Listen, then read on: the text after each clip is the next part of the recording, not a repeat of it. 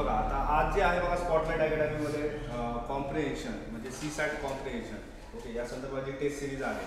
तर तिची पहिली टेस्ट जी आहे ती आज कंडक्ट झालेली आहे आणि त्या संदर्भात आजचं हे डिस्कशन जे आहे एक्सप्लेनेशन ते असणार आहे बघा. ओके तर सुरू करूयात या संदर्भात. आता UPSCमध्ये जर आपण बघितलं तर पॅसेजचं खूप इम्पॉर्टन्स आहे बघा. कारण की पॅसेजचं वेटेज जर आपण बघितलं तर डायरेक्टली ते तुम्हाला क्वालिफाय करून देऊ शकतो राईट. 25 to 30 किंवा 22 ते 30 या रेंजमध्ये मागच्या 5 वर्षापासून पॅसेज आलेले आपल्याला बघायला मिळतात. ओके आणि तुम्हाला माहिती आहे की आपल्याला क्वालिफाईंगसाठी किती मार्क लागणार असतात सीसॅटमध्ये. ओके 66 मार्क आपल्या जवळपास हे लागणार असतात बरोबर. आणि एका क्वेश्चनला तुम्हाला किती मार्क्स मिळतात बरं सीसॅट पेपरमध्ये. 1 question is allotted 2 and 2.5 marks म्हणजे 2.5 मार्क तुम्हाला मिळतात राईट. म्हणजे तुम्ही विचार करा की तुम्ही जर 20 क्वेश्चन करेक्ट अटेम्प्ट केले कॉम्प्रिहेन्शनचे ठीक आहे, ते तुमचे जर निगेटिव्ह सोडून सगळ्या गोष्टी जर तुमच्या बरोबर आल्या तुम्हाला किती मार्क्स मिळतील बघा. तिथेच तुमचे 50 मार्क्स होऊन जातात राईट 20 क्वेश्चनसाठी. आणि उर्वरित तुम्हाला किती हार्डली 3 ते 5 क्वेश्चनची पुढे पण गरज असते. ओके म्हणजे तुम्ही अर्थमॅटिक रिझनिंग असेल किंवा तुमचं मॅथ हे असं व्हर्बल रिझनिंग असेल राईट त्याच्यामधून ते तुम्ही सॉल्व्ह करू शकता बरोबर. आता कॉम्प्रिहेन्शनला अटेम्प्ट करायच्या वेळेस काय गोष्टी गरजेच्या असतात बघा. एक तर तुमचं सेन्स ऑफ अंडरस्टँडिंग ठीक आहे, तुम्हाला पॅसेज समजतोय का ते तुमचं चेक केल्या जातात बघा गोष्टी. Okay how do you interpret the passage या गोष्टी तुमच्या तिथे चेक केलेल्या असतात. त्याचबरोबर बऱ्याच वेळेस असं होतं की क्वेश्चनमध्ये तुम्हाला एक विचारलेलं असतं पण तुमचे प्री कन्सिव्ड नोशन वेगळे असतात. ओके ते जे तुम्ही वाचलेले असतात एखाद्या बुकमध्ये वगैरे नाही का GSचा अभ्यास करताना ते तिथे मेन्शन नसते पण तरी पण तुम्हाला वाटतं नाही हे असू शकतं कारण की असं आहे असं मी वाचलेलं आहे कुठेतरी राईट. तर ह्या गोष्टी आपल्याला तिथे फेस करायला मिळतात. मग ह्याच गोष्टी तुमच्या इथे चेक केल्या जातात. ठीक आहे तर सुरू करूया डिस्कशन आता पहिल्या पॅसेजसोबत. तर बघा पहिला जो पॅसेज आहे हा AIच्या संदर्भात आहे बघा. ओके आणि क्वेश्चन याच्यावरती जो पहिला आहे तो विचारलेला आहे की which one of the following statements best reflect the crux of the passage. Crux काय सांगितलेलं आहे या पॅसेजमध्ये काय सांगितलेलं आहे बघा मेजरली की AI जे आहे AIचं डेव्हलपमेंट आहे ना की प्रोग्रेस होतोय. त्याच्यानंतर मल्टिपल चॅलेंजेस पण आहेत AIच्या संदर्भात. ओके आणि AIमध्ये वेगवेगळ्या अल्गोरिदम सिस्टीम्स ज्या आहेत ओके त्या बॅरियरला वगैरे कशा तोडतायत या सगळ्या गोष्टी याच्यामध्ये सांगितलेल्या आहेत. आता बघा ऑप्शनमधून तुम्ही इझिली एलिमिनेट करू शकता याला. ओके पहिलं ऑप्शन काय की AI systems are more vulnerable that ever. आता हे एक्स्ट्रीम वर्ड झाला आहे बघा एव्हर है ना. जेव्हा कधी तुम्हाला असा वर्ड येतो एनी नेवर एव्हर है ना नो वन है ना या टाईपमध्ये तर त्याचा अर्थ काय होतो की ते व्हॅलिड नाही. ओके तर पहिला ऑप्शन तिथे एलिमिनेट होणार बघा. C ऑप्शन आहे बघा biases embedded in algorithms possess a thread. Okay आता लक्षात घ्यायचं अल्गोरिदम हा फक्त मेन्शन पार्ट आहे पॅसेजचा. अल्गोरिदम काय आहे फक्त मेन्शन पार्ट आहे.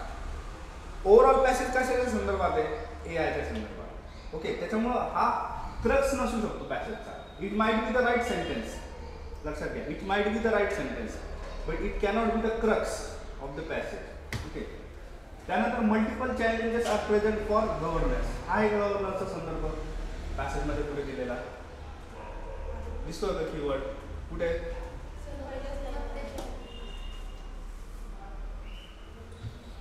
AI governance frameworks worldwide are striving to address multiple challenges.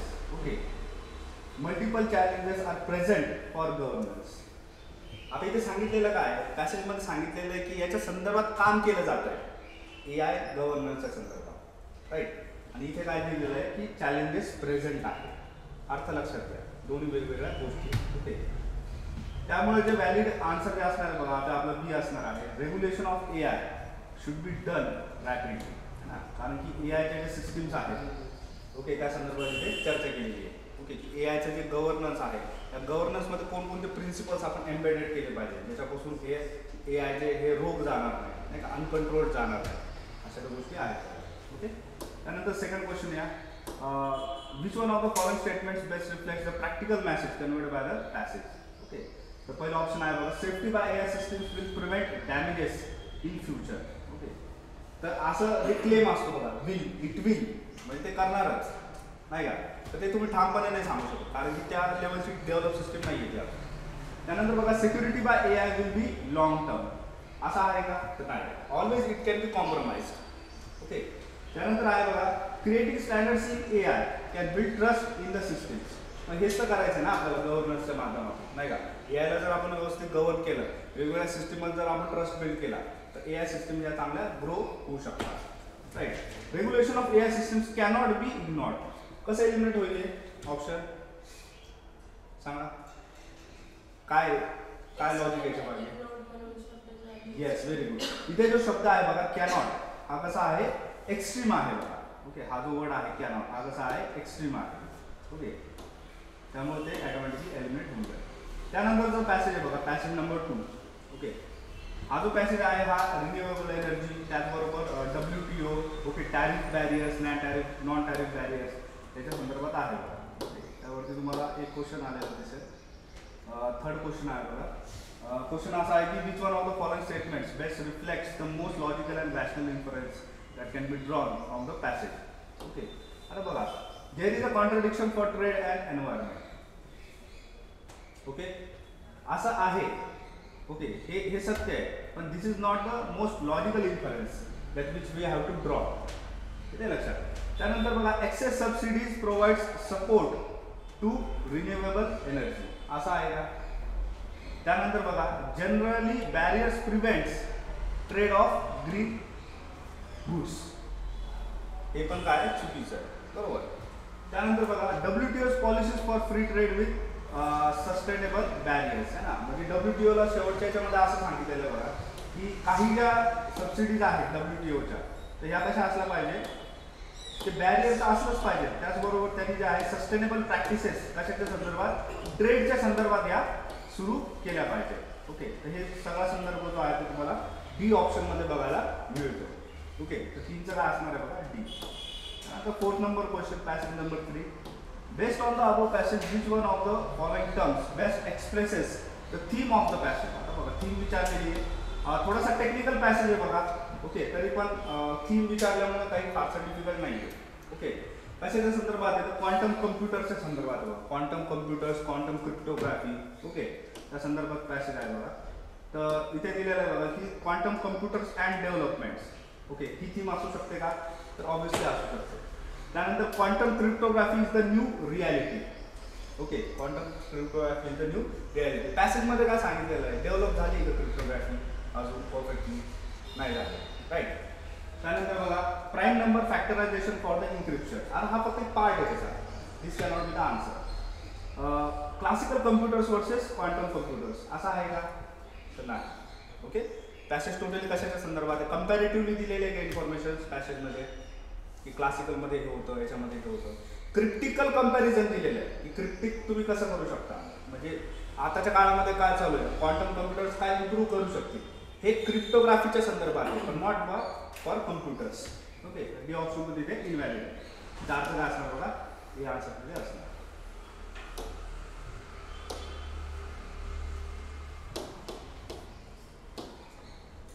त्यानंतर सेकंड क्वेश्चन आहे बघा त्या पॅसेजवरती की which one of the following statements best reflect the most rational inference that can be drawn from the passage. Okay. तर पहिलं option आहे बघा, post quantum cryptography is the precise point for breaking future cryptographic protocols. Okay. तर आता precise पॉईंटचा अर्थ काय होतो की असा एखादा बिंदू आहे का की जिथे खरंच ते ब्रेक करू शकतं, असं पॅसेजमध्ये दिलेलं आहे. पण पॅसेजमध्ये ॲज इट इज जो फॅक्ट दिलेला असतो तो तुमचा आन्सर नसतं बघा. नेहमी हे लक्षात ठेवायचं.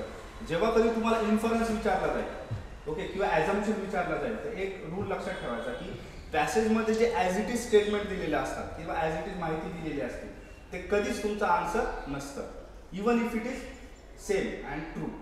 ओके. हा रूल नेहमी लक्षात ठेवायचा. Today's encryptions are cumbersome task. Okay. त्यानंतर cyber spaces are filled with cryptographic protocols. Okay. त्यानंतर बघा, quantum computer does not depend upon factorisation method. मग तेच तर त्याचं महत्त्व आहे ना, म्हणून तो पॅसेज दिलेला आहे की फॅक्टरायझेशन मेथडवरती त्याचं महत्त्व नाही आहे. क्रिप्टोग्राफी जी आहे त्याच्यामध्ये त्यांना ॲडव्हान्समेंट केलेलं आहे. ओके. मग हे इन्फरन्स आहे, या गोष्टी आपल्याला नवीन शिकायला मिळतात. Okay. That's Y D is the valid answer. त्यानंतर बघा पॅसेज नंबर 4. ओके. तर हा जनरली बघा थोडासा सायकोलॉजिकल बेस्ड पॅसेज आहे की डाओइझम काय असतं किंवा हेड स्पेस आहे ना, तुम्हाला जर पीस पाहिजे लाईफमध्ये तर काय केलं पाहिजे त्या संदर्भात हा पॅसेज आहे बघा. परत फिलॉसॉफिकल पॅसेज आहे. ओके, याच्यामध्ये विचारलेलं आहे की which one of the following statements best reflects the fair implication conveyed by the author in the passage. Okay, हे याच्यामध्ये विचारलेलं आहे बघा. तर आता बघा, पहिलं ऑप्शन काय की head spaces means to be in the present movement. Daoism conveys effective treatment for psychological problems. आता हे सत्य आहे बघा, डाओइझम प्रोव्हाइड करतं, it is a solution for the problems. Okay, त्यानंतर psychological evidence reflects mindfulness as a treatment for psychological problems. जेव्हा हा शब्द येतो एव्हिडन्स, ओके, तर तो तिथे फिक्स नसणार आहे बघा. ओके, तो काय आहे तिथे फिक्स नसणार आहे. त्यानंतर scientific evidence reflects mindfulness as a treatment for physiological problems. इथं जर सायकोलॉजी शब्द असता तर ते व्हॅलिड राहिलं असतं बघा. ओके, तिथे शब्द काय फिजिओलॉजिकल, ओके, नॉट सायकोलॉजीचं. ओके, तर ते काय होणार तिथे इनव्हॅलिड होणार. पहिलं जे स्टेटमेंट आहे बघा, head spaces means to be in the present movement, म्हणजे तुमचं जे पहिलं जे चौथी जी लाईन आहे बघा हेड स्पेस, त्याच्या संदर्भात जी माहिती आहे आणि जे शेवटचं आहे बघा प्रेझेंट मुवमेंट, ते सगळं कंपाईल करून ते कनेक्ट करतं आहे बघा त्याला, ते जे स्टेटमेंट आहे. ओके, म्हणजे it sums up the whole passage in a single statement. तर हा दृष्टिकोन तुमचा पाहिजे. कॅन यू इन्फर, तुम्हाला आकलन होतं का? ओके, तुम्हाला जे आहे तिथं कंक्लुजन काढता येतं आहे का पॅसेज वाचल्याच्या नंतर? ओके, तर या पद्धतीने त्याचं ते आन्सर असणार आहे बघा.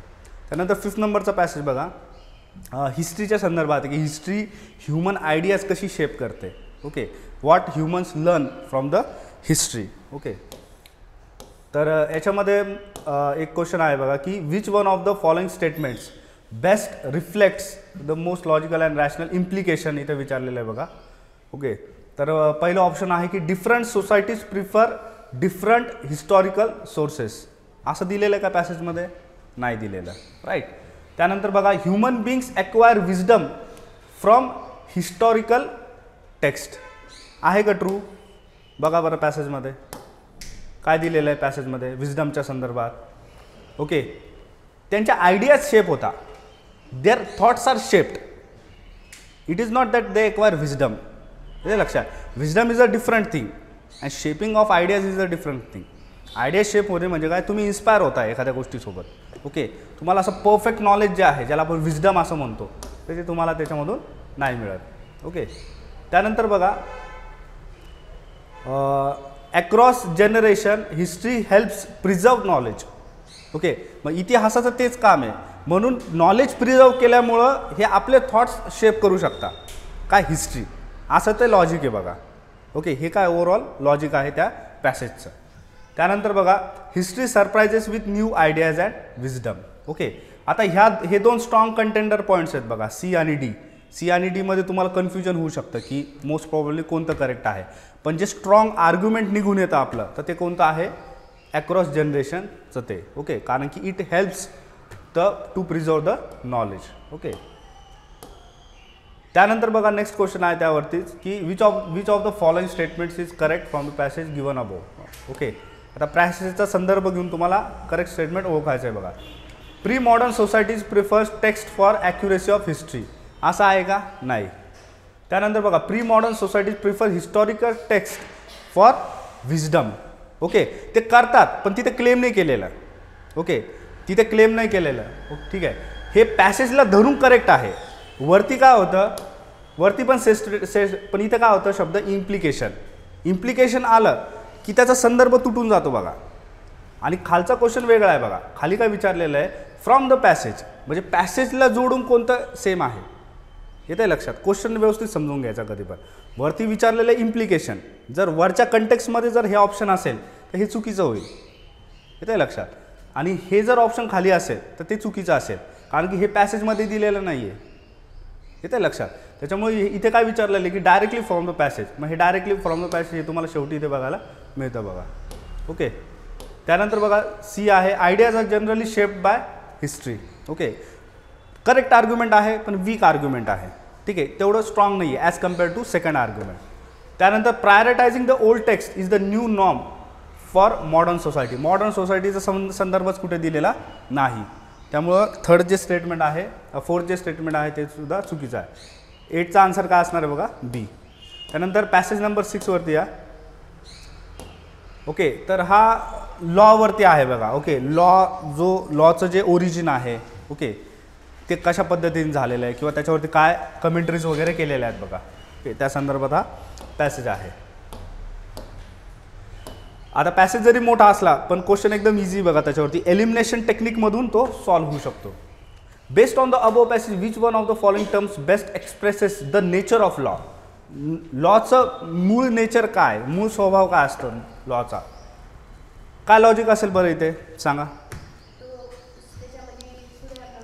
Yes, very good. इकडे काय लॉजिक आहे ह्या आन्सरला सॉल्व्ह करण्यासाठी.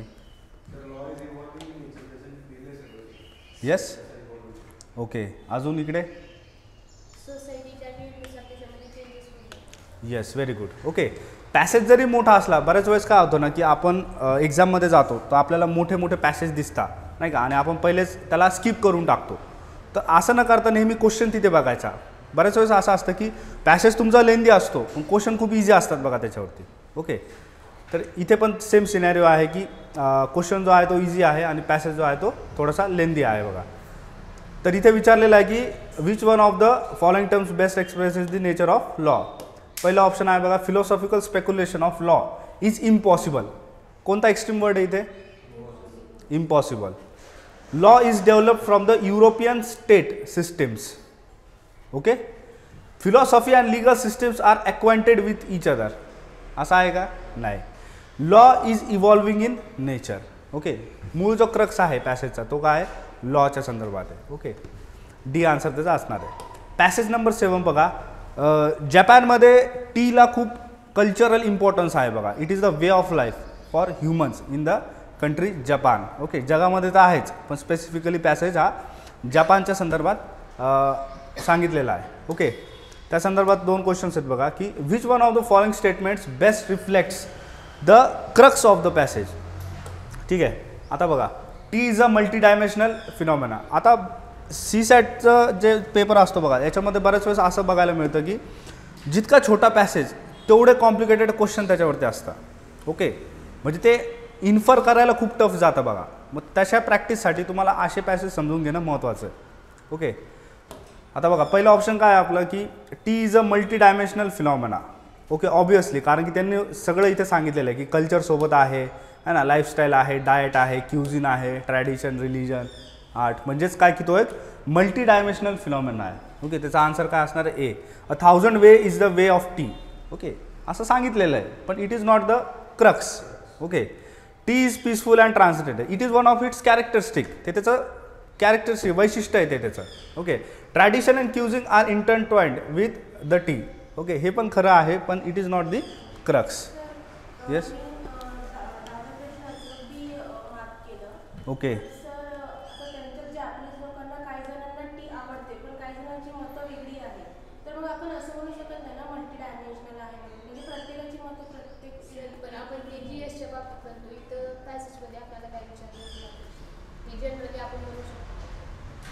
ओके,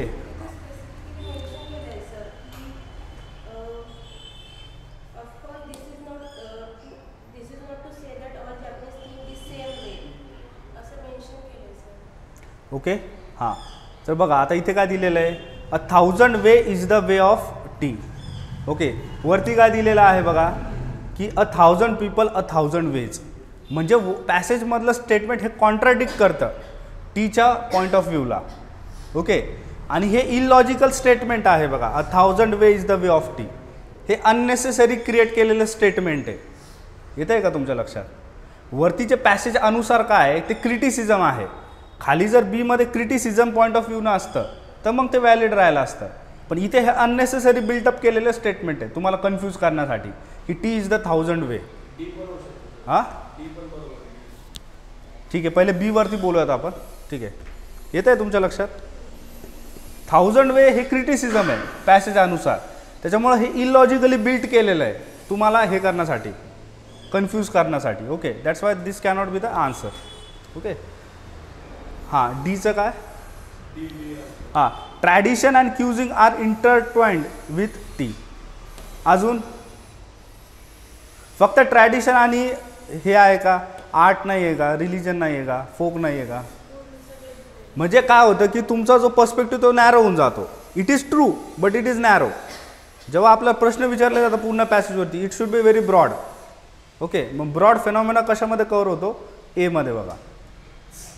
येते लक्षात. नाही, हे लॉजिक तुम्हाला डेव्हलप करावं लागेल बघा. ॲक्च्युअल एक्झाममध्ये जेव्हा तुम्हाला सॉल्व्ह करायचे असतात क्वेश्चन्स, बऱ्याच वेळेस आपण बघतो बघा ह्या परीक्षेमध्ये रिसेंटच्या की जे स्टुडंट्स आहेत बघा त्यांना खूप टफ गेलेले आहेत बघा पेपर. ओके, मॅथ्स तर आहेतच, त्याचबरोबर कॉम्प्रिहेन्शन पण टफ गेलेले आहेत बघा, नाही का. मग त्याचं रिझन काय आहे की हेच आहे की प्रॉपर स्टडी नाही केलेला बघा कॉम्प्रिहेन्शनचा, नाही का. समजून नाही घेतलेल्या गोष्टी, काय अर्थ होतो, कसा टॅकल करायचं. ओके, कोणतं कम्पॅरेटिव्हली ऑप्शन हे करेक्ट असतं, नाही का, याचा स्टडी आहे तो झाला पाहिजे. त्यानंतर बघा, which one of the following statements best reflects the most logical message. Okay, तर मॅसेज हाच आहे की T is a non separable part of Japanese culture. कोणाचा बरोबर आला इकडे, नाही.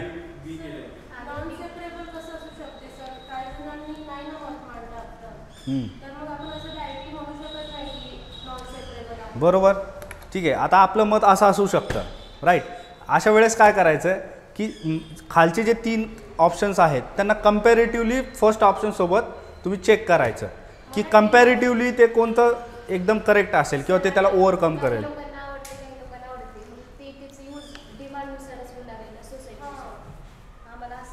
नाही, ते कसं आहे हे बघा, आता आपण एक एक ऑप्शन ॲनालाइज करूया त्याच्यात. हे बघा, आता पहिलं तर असं आहे की नॉन सेपरेबल पार्ट आहे. त्यानंतर बघा, tea is pervasive in every global culture. हे करेक्ट आहे का नाही, कारण एव्हरी हा एक्स्ट्रीमवरती ते आलेला आहे. Flavour in T is essential for modern societies. आहे का मॉडर्न सोसायटीचा संदर्भ, आहे का, नाही आहे. त्यानंतर therapeutic uses of tea is essential for the demand of कोणत्या सोसायटीज आहे, परत मॉडर्न सोसायटीज. मग याचा अर्थ काय, तुम्ही ऑप्शन व्यवस्थित वाचले का, तुम्ही काय वाचलं, फक्त थेरॉपॅटिक यूज. अजून काय वाचलं तुम्ही, फ्लेवर ऑफ टी. पण पुढचे शब्द वाचले का तुम्ही, मॉडर्न सोसायटी नाही. जॅपनीज सोसायटी जर असतं तर ती वेगळी गोष्ट आहे, येते लक्षात. त्याच्यामुळे कम्पॅरेटिव्हली जेव्हा आपण ऑप्शन्स बघतो तर मोस्ट करेक्ट कोणता आहे, मग ए ऑप्शन. ओके, त्यानंतर बघा नेक्स्ट पॅसेज आहे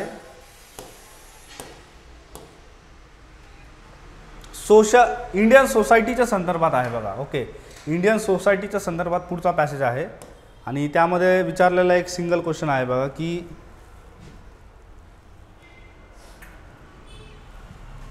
which one of the following statements best reflects the most logical and rational message conveyed by the author of the passage. Okay, तर पहिलं ऑप्शन आहे बघा की Indian culture and themes reflect social harmony.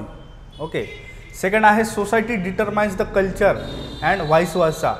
Diversity in India is essential for modernity. तर C तर एकदम पहिलेच eliminate होणार बघा. ओके, हे तुम्हाला क्लिअर असलं पाहिजे की कोणतं इरिलेव्हंट स्टेटमेंट आहे. त्यानंतर चौथा आहे Indian culture overcomes modern complexities eventually. येते लक्षात. आता पहिलं आणि दुसरं ऑप्शन हे जरी करेक्ट असलं, ओके, पण जो वाईज मॅसेज असतो, ओके, जो मॅसेज आहे तो कशामध्ये दिलेला आहे, चौथ्यामध्ये. ओके, इथे काय शब्द काय आपला क्वेश्चनमध्ये कीवर्ड काय, मॅसेज है ना. इंडियन सोसायटी काय, का बरं महत्त्वाची आहे, तिच्यामध्ये असं काय वैशिष्ट्य आहे हे ऑथरला सांगायचं आहे. मग ऑथरनं काय सांगितलेलं आहे की Indian culture eventually overcomes modern complexity. म्हणजे काही जरी चॅलेंजेस असल्या, इंडियन कल्चर समोर असेल, नाही का, इंडियन ट्रॅडिशन समोर असेल, तर ते इव्हेंच्युअली ओव्हरकम होऊन जातात, नाही का. आता हा एक स्ट्रॉंग मॅसेज दिलेला आहे कोणी, ऑथरने. ओके, त्यानंतर नेक्स्ट पॅसेज बघा, पॅसेज नंबर 9. ओके, बायोटेक्नॉलॉजीच्या संदर्भात पॅसेज आहे बघा की US सुप्रीम कोर्टमध्ये काय सांगितलेलं आहे किंवा मग रिकॉम्बिनेंट DNA टेक्नॉलॉजीमध्ये काय केलं जातं. ओके, त्या संदर्भात हा पॅसेज आहे. ओके, याच्यावरती 2 क्वेश्चन्स तुम्हाला बघायला मिळतील. पहिला क्वेश्चन आहे बघा की which one of the following statements best reflects the most logical and rational message conveyed by the author of the passage. Okay, तर पहिलं काय की a live human made microorganism is patentable subject matter. Okay, त्यानंतर आहे बघा patents in biotechnology promotes new researches. Okay, मग हेच महत्त्वाचं आहे बघा. ओके, हा क्रक्स आहे त्याचा, जो की सध्या पण GSमध्ये जर तुम्ही बघितलं असेल की हेच टॉपिक्स डिबेट्समध्ये चालतात बघा, नाही का. त्यानंतर बघा new DNA technologies can overcome limitation in medicinal field. Okay, तर हे एक आहे. पण DNA टेक्नॉलॉजीज आणि बायोटेक्नॉलॉजीज वायडर टर्म कोणती आहे याच्यापैकी कंपॅरेटिव्हली जर बघितलं तर biotechnology. Okay, new organisms means new patent eventually. असं होतं का? नाही. ओके, समजा तुम्हाला बायोडायव्हर्सिटी हॉटस्पॉटमध्ये एखादा इंडेंजर्ड स्पेसिस सापडला तर लगेच तुम्हाला पेटंट करता येतं का त्याला? नाही. राईट. तर डी सुद्धा इथे काय चुकीचं आहे बघा. ओके, त्यानंतर 14 number question, which one of the following statements best reflect the theme of the passage. Okay, हा आला असेल बघा तुमच्याकडे. ओके, इझी क्वेश्चन आहे बघा. कोणाचा आला आहे बरं? ओके ओके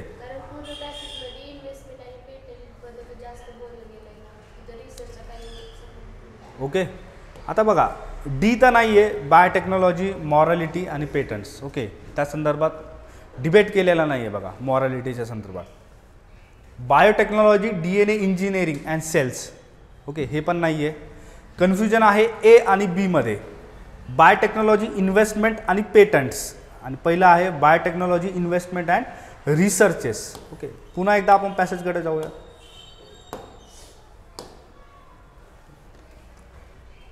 आता पॅसेजमध्ये जर तुम्ही गेला तर तुम्हाला काय गोष्टी हायलाईट होतील बघा की at first biotechnology investor and researches. Okay, research तुम्हाला जे आहे इथे फोकस केलेलं दिसून येतं बघा. ओके, काय फोकस केलेलं दिसून येतं? रिसर्चेस. ओके, आता हे जे सगळं आहे बघा की this technique, okay, biotechnology, recombinant technology, ह्याच्या सगळ्या टेक्निक्स आहेत ह्या काय आहेत बघा? रिसर्चेस आहेत बघा. ओके, हे सर्व काय आहेत? रिसर्चेस आहेत. ओके, त्याच्यामुळे तुम्हाला जो वारंवार जो शब्द आलेला दिसतो कंटेक्स्टमध्ये पॅसेजचा तो कोणता आहे बघा? रिसर्च आहे बघा.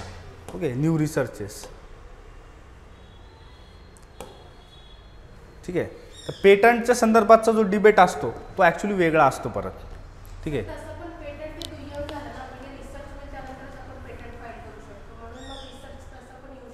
तसं पण तुम्ही लॉजिक लावू शकता की क्रमानं जर तुम्ही गेलात तर बायोटेक्नॉलॉजीमधून इन्व्हेस्टमेंट केली जाते आणि त्याच्यामधून रिसर्च केला जातो आणि रिसर्चच्या नंतर पेटंट हा क्रिएट होतो. तसंही तुम्ही लॉजिक लावू शकता. ओके, त्यानंतर बघा नेक्स्ट पॅसेज आहे passage number 10, question number 15. Which one of the, आता स्मॉल पॅसेज आहे बघा, हा इझिली तुम्हाला सॉल्व्ह झाला असेल. Okay, which one of the following statements best reflects the term processed foods. कोणाचा आला आहे बरोबर? Very good, right. ओके, फक्त तुम्हाला वर्ड्स जे आहे ते कॅच करायचे होते बघा तिथे. जरी हे वर्ड्स मेन्शन असले, इन्फिरियर फूड्स कुठे लिहिलेलं आहे? इथे बघा. Okay, inferior, right. Foods with preservatives, कुठे आहे प्रिझर्वेटिव्स? तर हेच आहे बघा, ॲडिटिव्ज वगैरे नाही का, artificial colours, right. Package foods. Okay, package foods पण दिलेले आहे बघा तिथे नाही का, प्रिपेअर्ड फूड्स वगैरे, राईट. तर आता none of the above. Okay, कोणतीच टर्म जी आहे ही प्रोसेस फूड्सला डिफाईन नाही करत या तिन्हीपैकी. ओके, हे मोस्ट लॉजिकल त्याचं एक्सप्लेनेशन आहे बघा, राईट. असं तुम्ही म्हणू शकता का inferior foods are process foods? कसं वाटतं ऐकायला? Foods with preservatives are process foods. पण पॅकेजिंग नसली तर चालेल का? नाही चालणार. Package foods are process foods. मग तसं तर आपण भाजी मंडीत जातो, आपल्याला पॅकेजमध्ये भाजीपाला मिळतो, त्याला म्हणता येईल का प्रोसेस फूड्स? नाही म्हणता येईल. ते लक्षात. प्रोसेस फूडची डेफिनेशन असते ज्याच्यामध्ये spoilage, prevention of enzyme activities नाही का, त्याच्यानंतर प्रोसेसिंग, या सगळे 2 ते 3 कीवर्ड्स त्याच्यामध्ये मिक्स असतात, तेव्हा ती प्रोसेस फूडची डेफिनेशन ही तयार होत असते बघा. Okay, yes, widely depend upon the source. Okay, which one of the following statement best reflects what is implied by the passage? Okay, आता एकदम इझी क्वेश्चन आहे बघा की पहिलंच आहे त्याचं की सोर्सेस डिफाईन प्रोसेस फूड्स. म्हणजे पहिला आणि 15 नंबर आणि 16 नंबर हे कॉम्प्लिमेंटरी क्वेश्चन्स आहेत बघा एकमेकांना. ठीक आहे, बी जे ऑप्शन आहे diseases are prevalent due to process foods, असं आहे का? नाही. त्यानंतर artificial flavours are inevitable in process food. Okay, inevitable आहे का? नाही.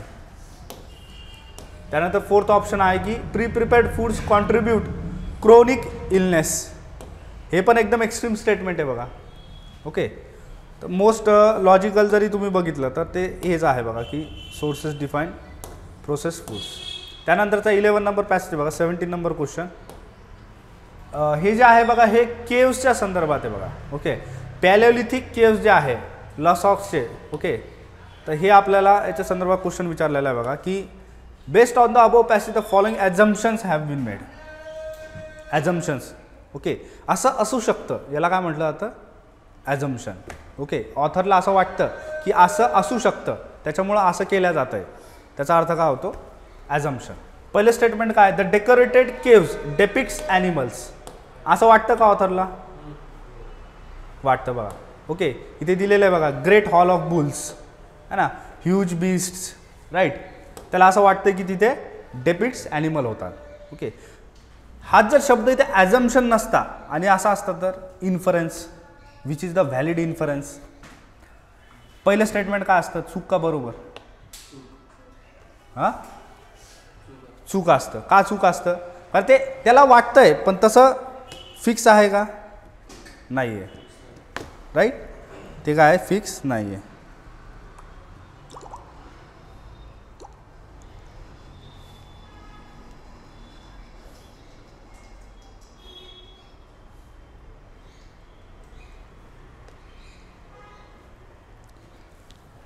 त्यानंतर सेकंड बघा, religious worships seems prominent in these caves. Okay, religious worships seems prominent. Okay, तर याचा जो संदर्भ आहे बघा शेवटच्या याच्यामध्ये बघायला मिळतो. So their function seems to have been religious rather than decorative. Okay, religious rather than decorative. Okay, असं त्यांनी दिलेलं आहे बघा. तर याचा आन्सर काय बघा? ए असणार आहे. ठीक आहे.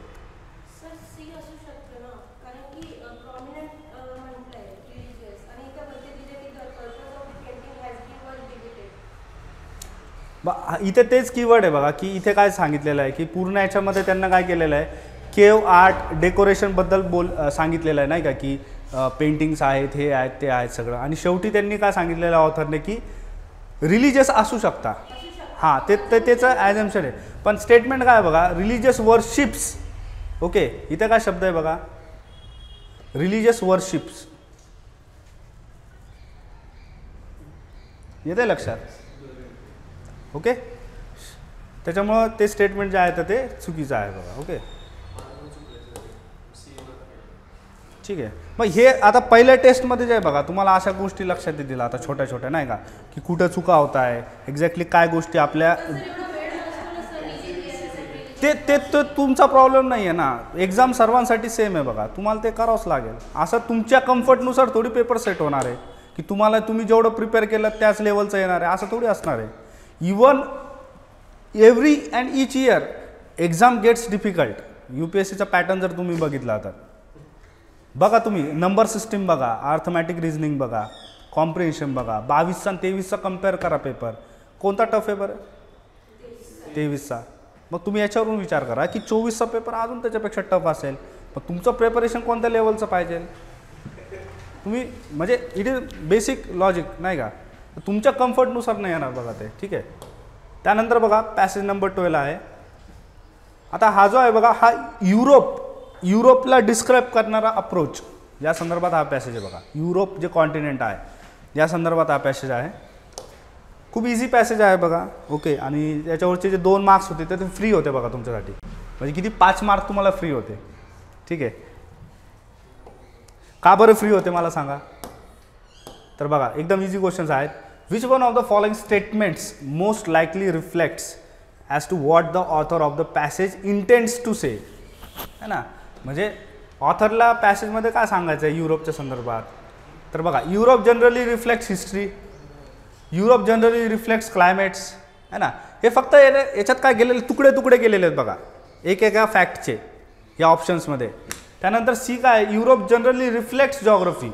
जॉग्रफीमध्ये या सगळ्या गोष्टी आल्यात ना, तुमचं क्लायमेट पण आलं, राईट. त्याच्यानंतर Europe generally reflects Greek origin, तर हे पण कसं आहे, हे इनव्हॅलिड आहे. पहिले एलिमिनेट डी होणार बघा तुमचं. ओके, नंतर 3 मध्ये तुम्हाला ते डिसाईड करावं लागेल. सगळा संदर्भ कशा दिलेला आहे पॅसेजमध्ये बघा बरं, ओव्हरलुक करून काय दिलेलं आहे पॅसेजमध्ये, जॉग्राफिकल दिलेलं आहे, राईट. ठीक आहे.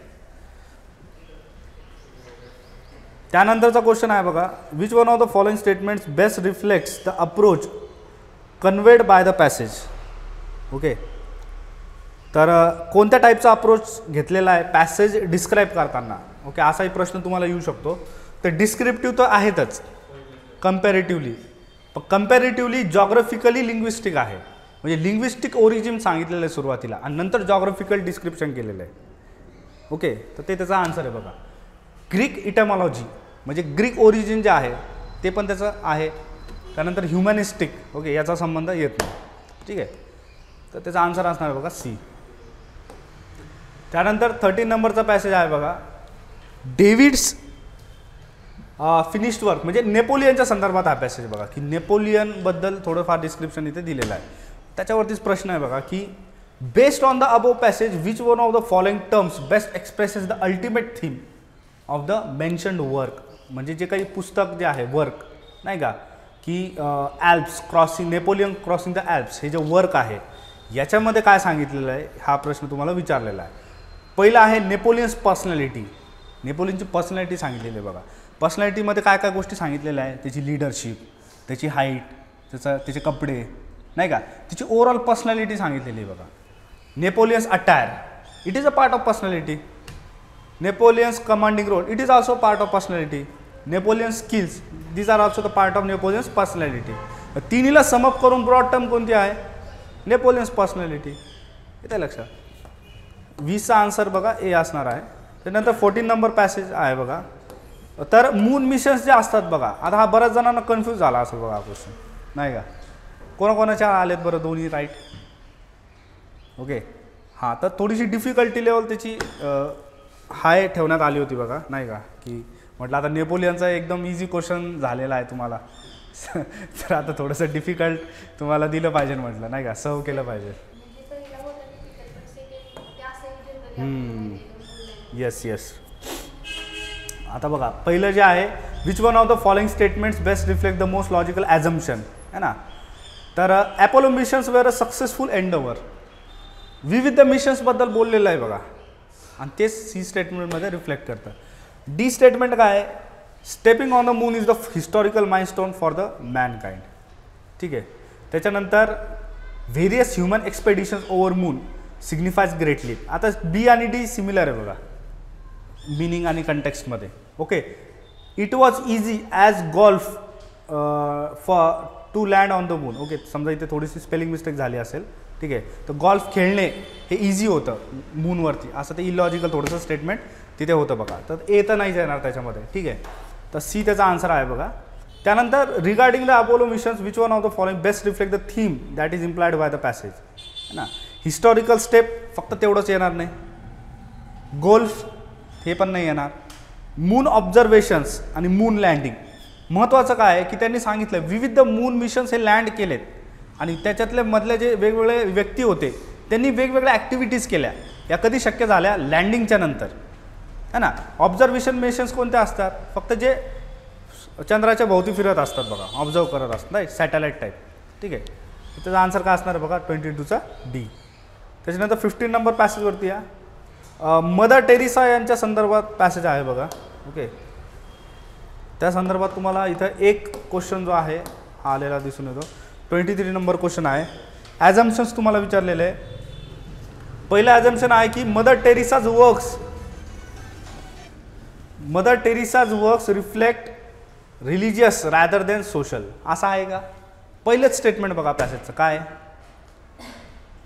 काय सांगा मला. पहिलं statement what is the first line. Yes,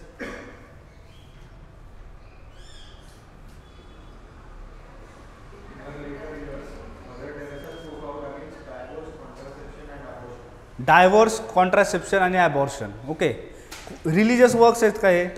नाही. ओके, त्याच्यामुळं पहिलंच ॲझम्पशन काय होऊन जातं आपलं, इनव्हॅलिड राईट. सेकंड स्टेटमेंट काय, mother Teresa's works reflect human welfare आहे का, ह्युमन वेलफेअर आहे, एकदम इझी क्वेश्चन आहे बघा. ओके 23चं काय आहे, बी आहे. त्यानंतर पॅसेज नंबर 16 वरती या, रोमॅन्टिसिझम ही जी रिनासान्स रेनेसॉन्स जो पिरियड होता त्या काळामध्ये आपल्याला ही थीम मेजरली पॉप्युलराईज झालेली दिसून येते बघा.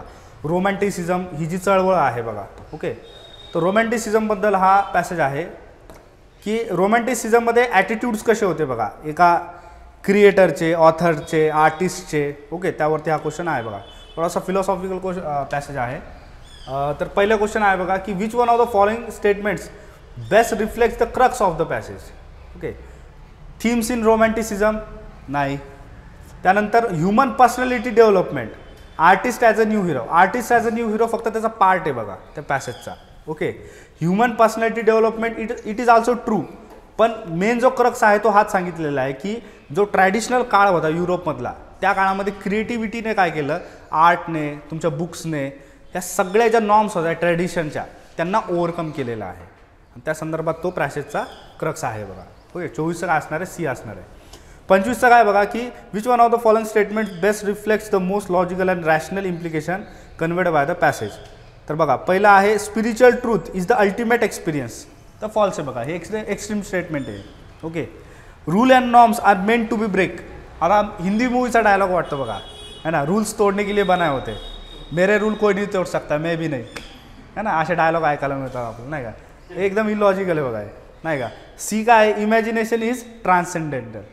म्हणजे काय की कोणतंच बॅरियर नसतं इमॅजिनेशनला. इमॅजिनेशन कशाच्या पण पलीकडे जाऊ शकते विदाऊट एनी बॅरियर्स. ओके, आणि रोमॅन्टिसिझमचं तेच होतं की बॅरियर कशाला म्हटलेलं आहे तिथे, त्या नॉर्म्सला, जे ट्रॅडिशनल नॉर्म्स होतात नाही का, रूढी परंपरा जे आपण म्हणतो. ठीक आहे, the hero is made in romanticism. Okay, हे खरं आहे पण तो त्याचा इफेक्ट आहे बघा. Okay, this is also true but it is the effect. Okay, त्यानंतर 17 नंबर पॅसेजवरती या. ओके, हा जो पॅसेज आहे बघा हा एक्सप्रेसिव्हनेस, ओके, जे म्युझिक आहे ओके त्याच्या संदर्भात सांगितलेलं आहे बघा की रोमॅन्टिसिझम जो पिरियड होता त्याच्यामध्ये म्युझिकचा काय रोल होता बघा, त्या संदर्भात हा पॅसेज आहे बघा. कंपोजर्स, म्युझिक, हे तुम्हाला नाव वगैरे बघायला मिळते बघा. हेक्टर बेर्लियोस आहे, चॉपिन, ओके, फ्रान्स लिस्ट आहे. ओके, हे तुम्हाला बघायला मिळते. आता क्वेश्चन आहे बघा की based on the above passage assumptions had be made. Okay, single question आहे बघा. In a music of recent times dramatic expressiveness is often found dramatically. कोणाचं आलं आहे बरोबर, हे आन्सर कोणाचं आलं आहे बरोबर नाही. हे बघा सिम्पल कनेक्ट करायचं इथे. In music of recent times, recent टाईमच्या म्युझिकबद्दल काही बोललेलं आहे का पॅसेजमध्ये, कुठे संदर्भ आहे का रिसेंट टाइम्सचा, की आताचं म्युझिक, ॲनिमलचं म्युझिक हां आहे का. आता मूवी रिलीज झाला बघा डनकी, आहे का रिसेंट टाईमचं म्युझिक आहे का पॅसेजमध्ये दिलेलं नाही.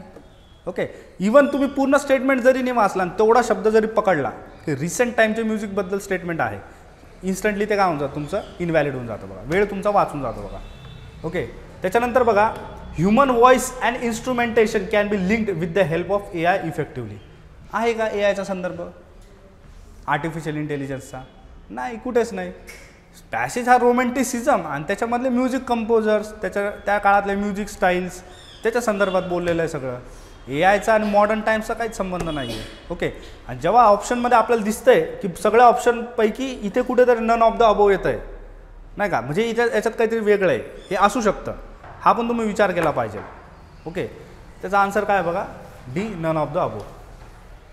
त्यानंतर बघा 18 नंबरचा पॅसेज आहे बघा. याच्यामध्ये तुम्हाला ज्या साईट्स असतात बघा, नॅचरल साईट्स, हेरिटेज साईट्स नाही का, एन्व्हायरमेंटमध्ये जे आपण शिकतो त्या संदर्भात हा पॅसेज आहे. त्याच्यामध्ये तुम्हाला 2 क्वेश्चन्स आलेले आहेत बघा, 27 नंबर आणि 28 number.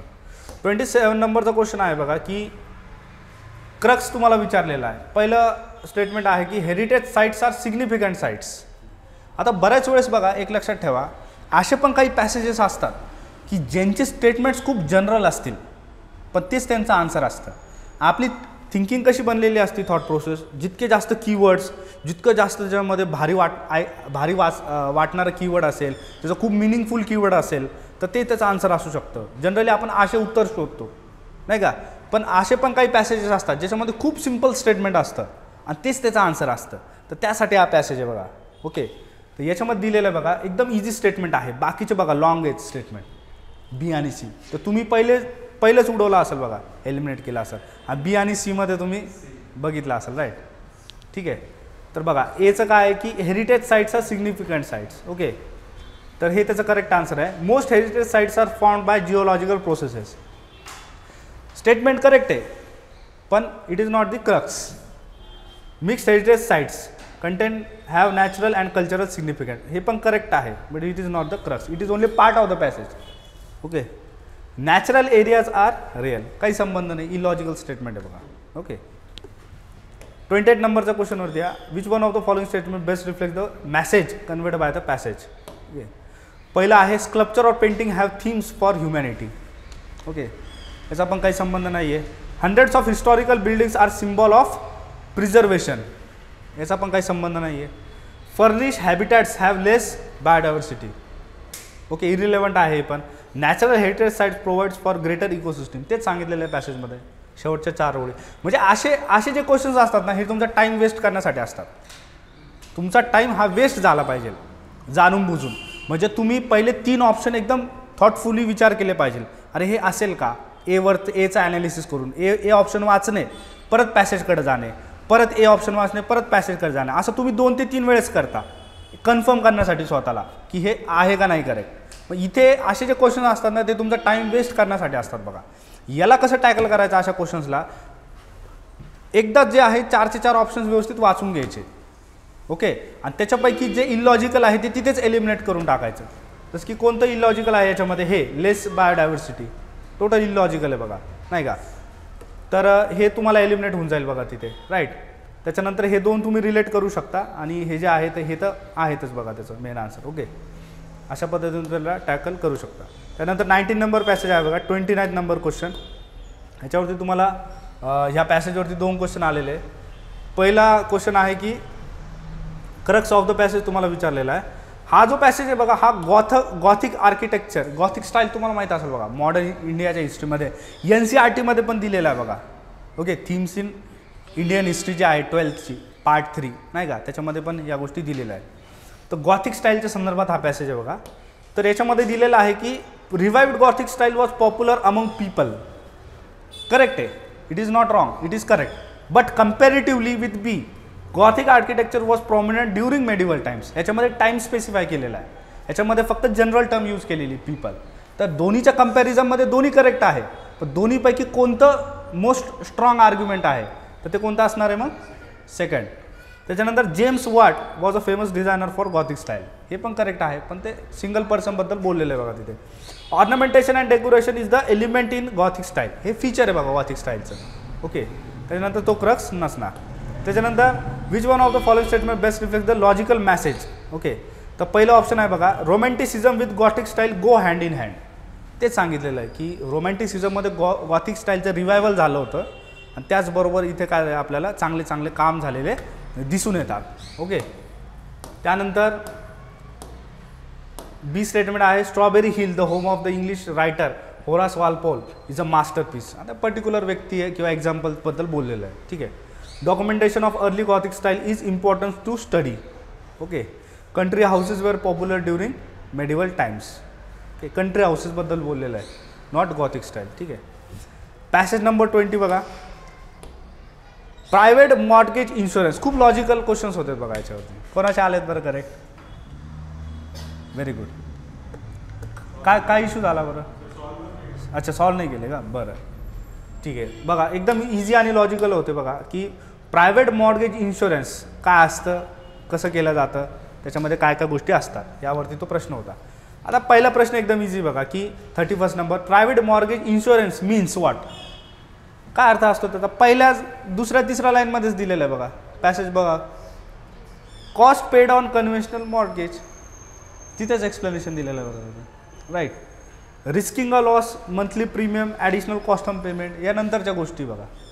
According to the passage risk is countered by, रिस्कला काउंटर करण्यासाठी काय केलं जातं जनरली, तर मॉर्टगेज इन्शुरन्स दिलं जातं. तेच सांगितलेलं आहे पहिल्या 5 ओळींमध्ये, नाही का.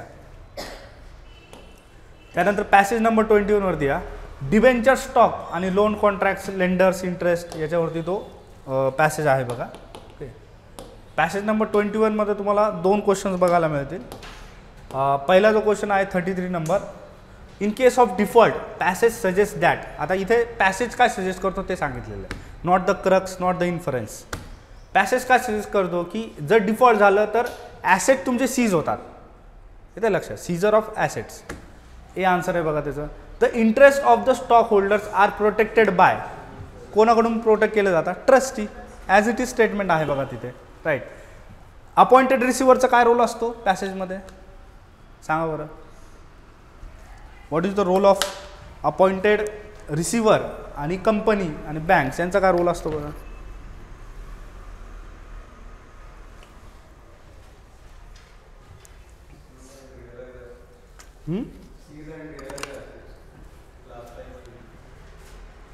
सीज करणे, राईट. त्यांचं काम काय असतं, सीज करणे. मग ते असणार का आन्सर, नाही. ओके. पॅसेज 22 वरती या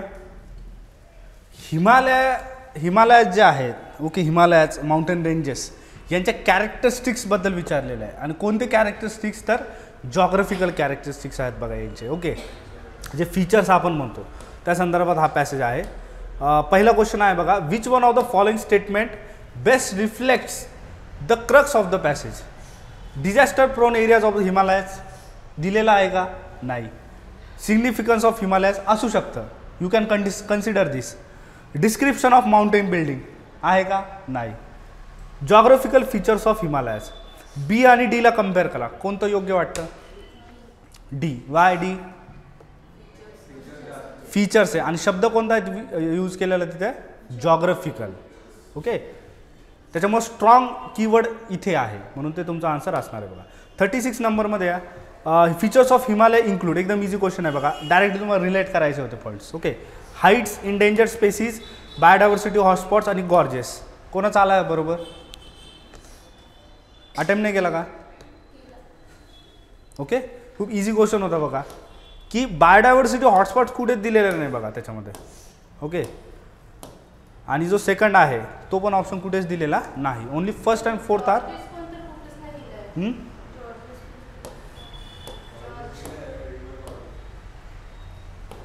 बघा बरं एकदा चेक करा.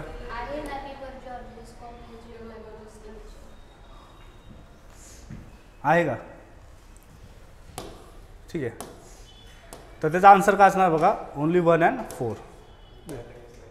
पॅसेज नंबर 23 वरती या सी लेवल चेंजेसमुळे काय काय झालेलं आहे आणि याच्याबद्दलचे जे थेरीज आहे ज्युरासिक एरामधल्या त्याच्या संदर्भात हा पॅसेज आहे. ओके, तर इथे एकच क्वेश्चन बघा, एकदम सिम्पल आहे की the sea level changes has resulted into, म्हणजे याचा परिणाम काय झाला. क्वेश्चन जर समजला तरच आन्सर येईल, क्वेश्चन जर नाही समजला तर नाही येणार. आलाय का बरोबर, गुड, व्हेरी गुड. तर हे जे काही रिझन्स आहेत, thermal expansion, tectonic activities, this are the reasons for sea level rise, हे पॅसेजमध्ये सांगितलेलं आहे. This is not their result. असं आहे का की सी लेवल राईज झाला आणि त्याच्यामुळे टेक्टॉनिक ॲक्टिव्हिटीज होत आहे किंवा थर्मल एक्सपान्शन होत आहे, नाही, राईट. हे समजून घेणं इथं महत्त्वाचं आहे. तर त्याचा आन्सर असणार आहे बघा डी. पॅसेज नंबर 24 वरती या ट्रान्सह्युमन्स. ओके, ट्रान्सह्युमन्स जे आहे याच्या संदर्भात हा पॅसेज आहे. तर इथे विचारलेलं आहे की based on the above passage which one of the following terms best expresses the ultimate goal of transhumance. काय असेल बरं. जर 6वी 7वीची जॉग्राफी तुम्ही व्यवस्थित वाचलेली आहे तर हे शब्द तुम्हाला माहिती असतील आणि शब्द माहीत असल्यामुळे तुम्हाला हे आन्सर इझिली टॅकल होईल. जर तुमच्या NCERTs वाचलेलं नाही, बेसिक जॉग्राफी तुम्ही काहीच केलेलं नाही, तर हे तुम्हाला टफ जाऊ शकतं बघा, नाही का. तर ह्युमन डेव्हलपमेंट तर नाही आहे, पॉप्युलेशन डिस्पर्शन पण नाही आहे, ॲग्रिकल्चर आणि पाश्चरलिझममध्ये तुम्हाला कन्फ्यूज होऊ शकतं. आणि ॲग्रिकल्चरचं काय असतं की एरिया असतं, लँड असतं, नाही का, तुम्हाला ते करावं लागतात गोष्टी. आणि पहिल्याच लाईनमध्ये काय सांगितलेलं आहे ट्रान्सह्युमन्सबद्दल, the seasonal migration of livestock, म्हणजेच काय अर्थ, पाश्चरलिझम, पाश्चराइज. ओके, तो अर्थ होतो बघा तुझा.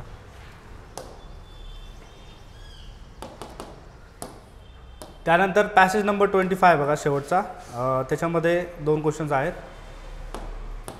ॲल्युवियल सॉइल्सबद्दल हा क्वेश्चन आहे बघा, एकदम इझी क्वेश्चन आहे. ठीक आहे. तर याच्यामध्ये बघा आता एक्झामच्या वेळेस बऱ्याच गोष्टी अशा पण होतात.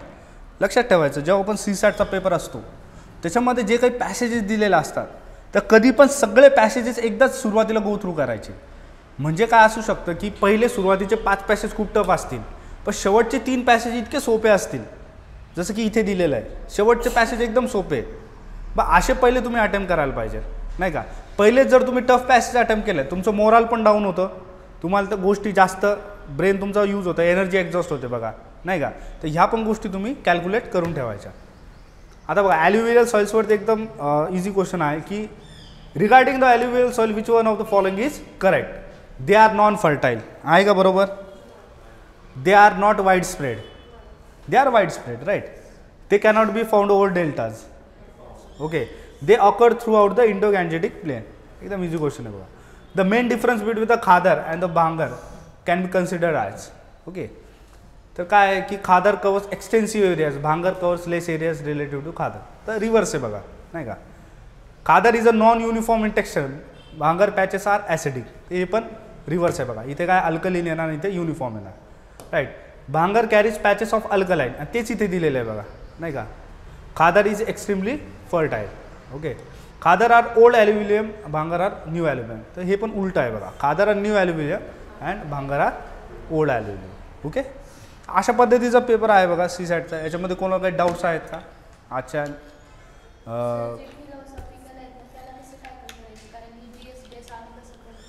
आता बघा फिलॉसॉफीला काय असतं ना मेजर, की तुम्हाला समजून घ्यावं लागतील गोष्टी. आता बघा पॅसेज सर्वांसाठी इंग्लिशमध्ये असणार आहे, हा फॅक्ट तुम्हाला माहिती आहे. पॅसेज कोणत्या लँग्वेजमध्ये असणार? इंग्लिश. तर इंग्लिशमधले जे काही डेटा असतो, एडिटोरियल्स असतात द हिंदू न्यूजपेपरचे, ज्याच्यामध्ये ओपिनियन सांगितलेलं असतं, अशा गोष्टी तुम्ही वाचत चला. ठीक आहे. आणि प्रॅक्टिस जास्तीत जास्त करायची. फिलॉसॉफिकल मटेरियल जास्तीत जास्त वाचायचं. ओके. समजा तुम्ही एखादी प्लॅटोची थेअरी वाचू शकता, तुम्ही समजून घ्या की काय म्हणायचं आहे त्याला, इमॅन्युअल कांटला काय म्हणायचं आहे, सॉक्रेटिसला काय म्हणायचं आहे, नाही का. समजा व्हर्च्यूवरती काही म्हटलेलं आहे सॉक्रेटिस, तर त्याचा अर्थ काय होतो, तो कोणत्या अँगलमध्ये बोलतो आहे, नाही का. छोट्या छोट्या गोष्टी पकडत चला त्याच्यामध्ये तसा स्टडी करत चला इन डेप्थ. ते म्हणतो ना आपण की हे शब्द आहे पण याच्या मागे काय सांगितलेलं आहे, तर तो ओपिनियन तुमचा डेव्हलप करा. हिंदूच्या एडिटोरियलमध्ये काय होईल, तुम्हाला लँग्वेजवरती पकड मिळेल. म्हणजे इंग्लिश वाचण्याची स्पीड, इंग्लिश ग्रास्प करण्याची स्पीड, इंग्लिश समजून घेण्याची स्पीड, नाही का. नवीन नवीन व्होकॅबलरी तुमची ॲड होतील. न्यूजपेपरवरून हा फायदा होईल जनरल तुम्हाला. पण जो फिलॉसॉफिकल कंटेक्स्ट असतो ते फिलॉसॉफी वाचल्यानंतरच तुम्हाला डेव्हलप होईल बघा. ओके. तर फिलॉसॉफिकल डिबेट्स असतात बघा, नाही का. जसं इथिकल डिबेट्स असतात की इथुनेशिया लिगल झाला पाहिजे का नाही, किंवा ॲबॉर्शनच्या संदर्भात काही डिबेट्स असतात, जी इथिकल डिबेट्स आहेत बघा, फिलॉसॉफिकल डिबेट्स, है ना. व्हॉट इज आफ्टर लाईफ, है ना. आयुष्य संपल्याच्यानंतर काय असतं, what is the meaning of life, येते लक्षात. हे सगळे जे फिलॉसॉफिकल क्वेश्चन्स असतात त्याच्यावरती तुमचं मटेरियल जास्त वाचन पाहिजे. एकदा तुम्हाला गोष्टी अंडरस्टँड होत गेल्या तर ते इझिली टॅकल होईल बघा. अजून काही क्वेश्चन्स आहेत? ओके. येस. तर स्पॉटलाईटची जी टेस्ट सिरीज आहे बघा, ही जॉईन करण्यासाठी तुम्ही टीम स्पॉटलाईटला कॉन्टॅक्ट करू शकता. आणि त्याचबरोबर स्पॉटलाईट अकॅडमीच्या ॲपवरती जाऊन ही टेस्ट सिरीज तुम्ही लवकरात लवकर जॉईन करू शकता. काही क्वेरीज असल्यात तुम्ही खाली दिलेला जो कॉन्टॅक्ट नंबर आहे टीम स्पॉटलाईटचा, त्याच्यावरती कॉन्टॅक्ट करून तुम्ही तुमच्या क्वेरी रिझॉल्व करू शकता. ओके. थँक्यू.